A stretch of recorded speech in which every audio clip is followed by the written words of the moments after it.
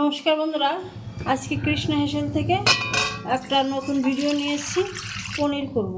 দেখুন, আমি প্রথমে পনিরটা গরম জল দেওয়ার জন্য জল বসিয়েছি। স্বাদ মতন নুন দিচ্ছি,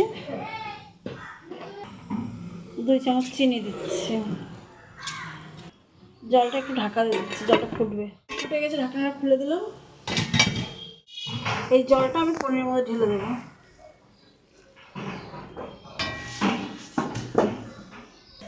এবার আমি পনির গরম জলটা দিয়ে দিয়েছি। এবার 5 মিনিট ঢাকা দিয়ে রাখবো।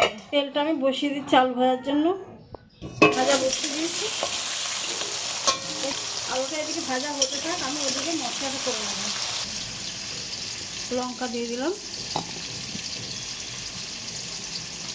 কাজু আর কিশমিশ আমি বেটে নেব।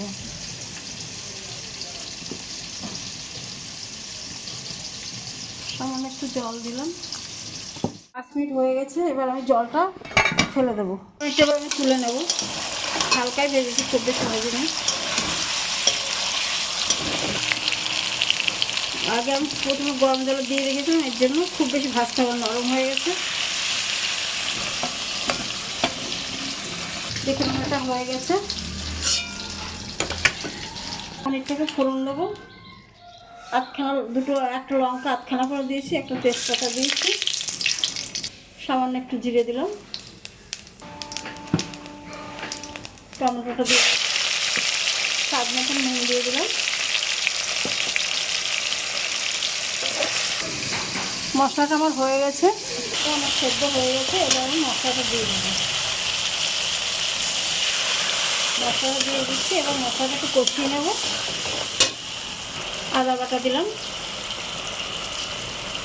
1.5 চামচ। লঙ্কাটা ঝাল নেই, আমি 1 চামচ লঙ্কার গুঁড়ো দিয়ে দিলাম, 1 চামচ জিরে বাটা,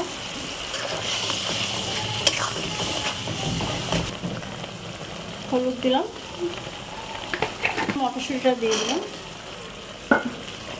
এবার আমি মশলাটা ভালো করে একটু কষিয়ে নেব। ক্যাপসিকাম কেটে রেখেছিলাম, সেটা দিয়ে দিলাম।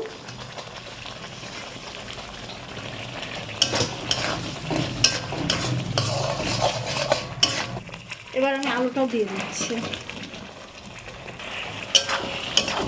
আর একটু কষা হবে, তেল অনেকটাই বেরিয়ে এসছে, আর একটুখানি কষা হলে হয়ে যাবে। 3 চামচ মতো চিনি দেবো।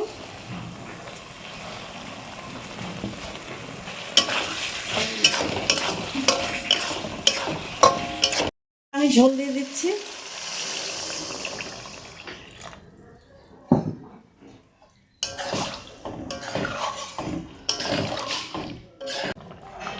পনিরটা দিয়ে দিচ্ছি।